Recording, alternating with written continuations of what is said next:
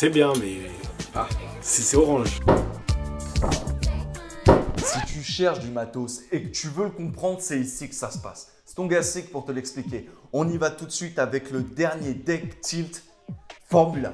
Avant tout, je vous résume en quelques phrases d'où vient Tilt. Tilt est une marque américaine qui a vu le jour dans le Michigan aux alentours de 2009 grâce à notamment Colin Sneak. Alors avec des produits d'apparence assez sobres, Tilt est très pointilleux sur la qualité de production des pièces. Ils produisent des pièces et des trottinettes haut de gamme dans une gamme de prix élevée, mais en gros ça vaut son prix. Tilt procède en concevant un produit de base qu'ils vont à la suite faire évoluer.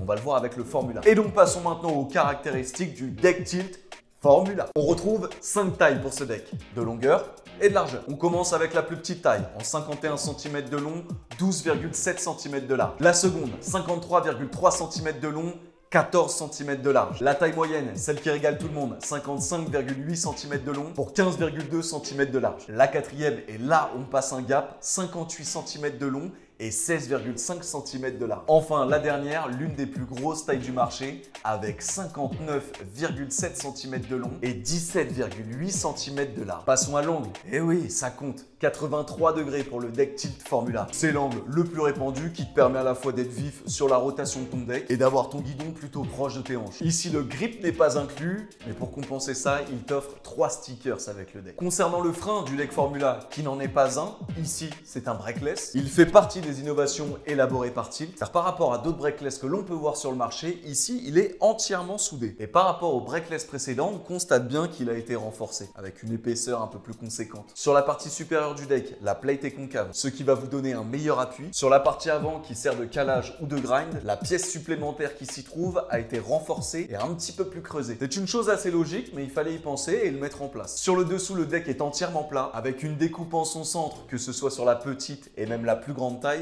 pour gagner du poids, et elle a évidemment été faite de manière logique pour éviter les fissures et les casses. Le deck Formula est carré à l'arrière, il a des deck ends et c'est l'une des signatures des decks Tilt. Et donc, comme sur les versions précédentes, ils sont entièrement soudés, avec cette fois-ci un rajout de matière pour certainement une meilleure usure et éviter que ça plie. Mais c'est cool, au moins t'as pas de galère entre le frein et les pegs, et pour les points faibles et les points forts, on verra ça juste après. Pour les roues qui sont compatibles, écoutez bien. Toutes les roues en 8 standards sont compatibles jusqu'à la taille 120. Que ce soit en 24 mm de large, 28 ou 30, du moment que ça ne dépasse pas 120 mm de hauteur, ça passe. Pour la question des roues 12 standards, il y a toujours la technique de mettre des rondelles à l'intérieur pour s'adapter à l'axe de 8 standards. Mais méfiez-vous, la bague d'anthrax des roulements risque de frotter, c'est une prévention. On passe au poids. Pour la petite taille, 1 kg 435. Pour la seconde, 1 kg 572. Pour la taille moyenne, tu sais, celle qui plaît à tout le monde, 1 kg 752. Pour la quatrième, là, le gap n'est pas aussi énorme, on est à 1 kg 902. Et enfin, pour la plus grande taille, on est à 2 kg 26 grammes. On arrive à l'une des questions les plus importantes, son prix,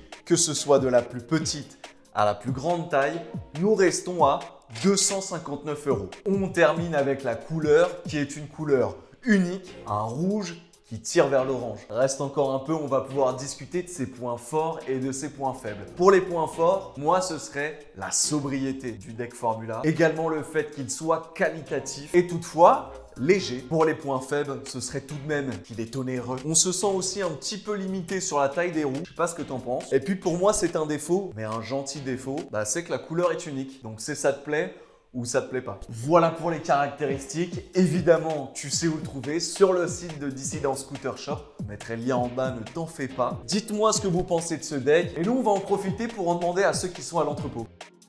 Sanoussi, est-ce que tu peux nous dire ce que tu penses du deck Formula? En vrai, je le roule. J'aime bien. Malheureusement, quand même, la couleur, c'est pas trop ça. Je sais pas, ils veulent pas grandir, ils veulent pas faire des choses sérieuses. De toute façon, il est disponible sur Dissidence, hein, code Sanscoot, tu sais déjà. Assez maniable, assez léger. Ça, c'est la plus grande taille, celle que je roule. Moi, j'aime bien. Hein. Après, vas-y, tu connais. C'est bien, mais...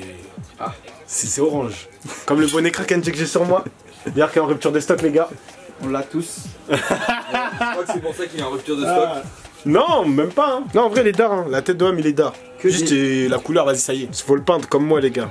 Quoi? C'est esquinté, là, qu'ils ont volé. Tu me racontes d'ici dans Scooter Shop, wesh. Skate quoi? On fait du skate, nous? Nah, je te raconte. Allez, tiens, mon gars.